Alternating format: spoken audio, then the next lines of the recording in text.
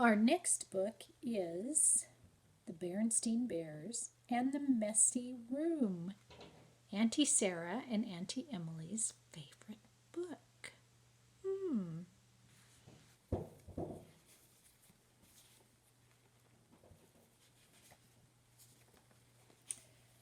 The Berenstain Bears and the Messy Room by Stan and Jan Berenstain.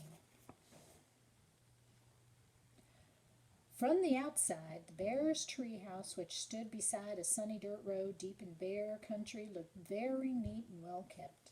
The flower beds sparkled with red, yellow, and blue tulips. The woodwork was freshly painted and in good repair. The grass was cut and the vegetable patch was properly weeded. Even the bird's nest that perched on one of the treehouse branches was well trimmed. Inside of the Bears' treehouse was neat and clean, too. The pictures were straight, the piano was dusted, the kitchen was spick and span.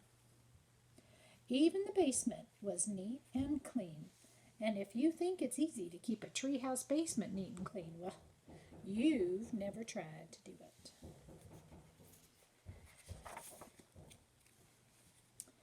Yes, the Bears' treehouse was a lesson in neatness and cleanliness, except for one place.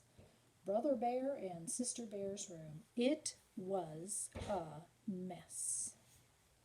A dust-catching, wall-to-wall, helter-skelter mess.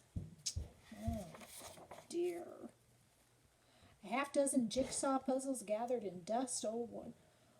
One corner of the room, a group of brothers' dinosaur models collected cobwebs. In another, sister stuffed animals were everywhere. As for the cubs' big storage closet, well, just be careful how you opened it.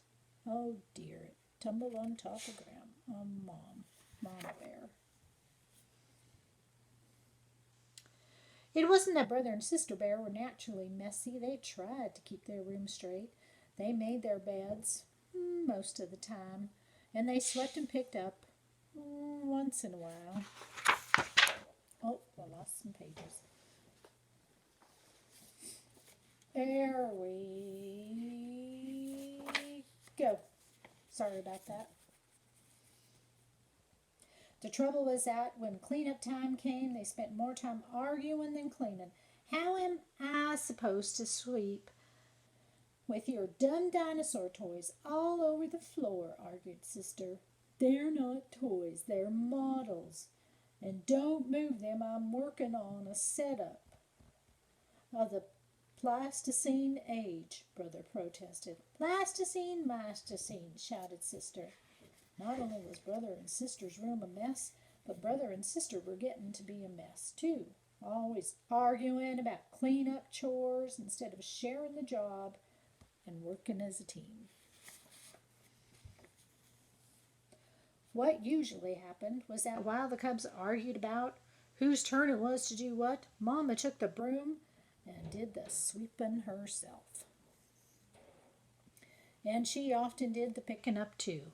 That was the worst part, the picking up and the putting away.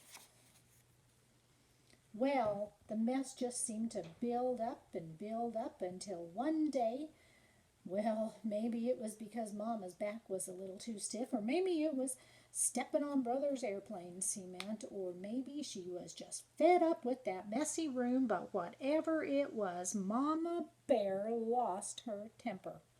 She stomped into the cub's room with a big box.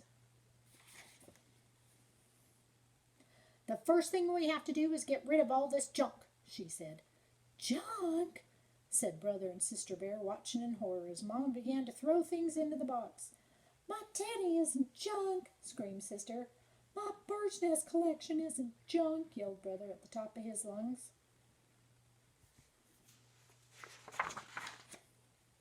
The screaming and yelling got so loud it reached Papa, who was in the workshop putting the finishing touches on a batch of chairs that he had ordered by one of his customers. He couldn't imagine what was wrong. He hurried up the stairs and looked into the messy, noisy room. It didn't take a deep thinker to figure out what was going on. Quiet! Papa got Mama's and the cubs' attention and called a family meeting right then and there. Now, the mess has really built up in this room, he said. In fact, it's the worst case of messy buildup I've ever seen. And it isn't fair, he continued. It isn't fair to your mom and me because we have a lot of other things to take care of. And it isn't fair to you because you really can't have fun or relax in a room that's such a terrible mess.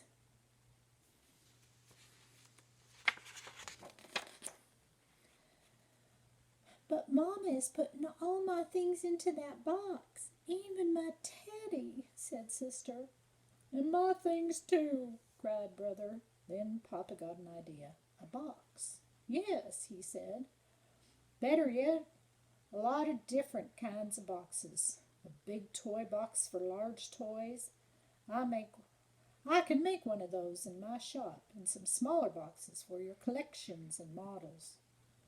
And how about one of those boards with holes and pegs to hang things on? Asked Sister. A pegboard, said Papa. Great idea. All this room needs a little organization.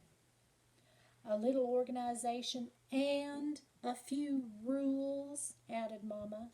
Rules about more sweeping and less arguing, and not leaving things to gather dust and cobwebs.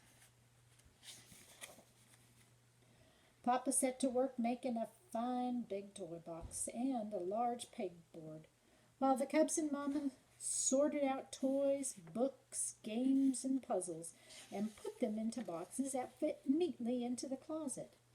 Every box was clearly labeled. Some of the cubs' things did end up in Mama's big throwaway box.